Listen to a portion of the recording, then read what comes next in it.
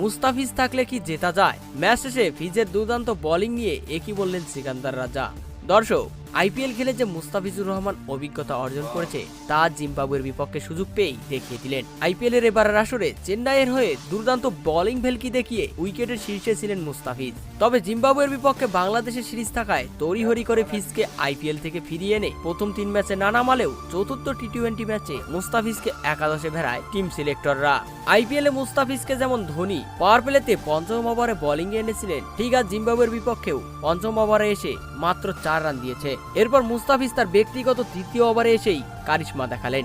এক ওভারে মাত্র 2 রান দিয়েই নিলেন দুটি উইকেট, যার ফলে মুস্তাফিজ 3 ওভারে মাত্র 12 রান দিয়ে নিলেন 2টি উইকেট। এর ফলে টানা চতুর্থ টি-20 ম্যাচটিও হেরে গেল জিম্বাবুয়ে। আর তাই তো ম্যাচ হেরে উপস্থাপকের প্রশ্নে ফিজকে নিয়ে বিস্ফোরক এক মন্তব্য করলেন।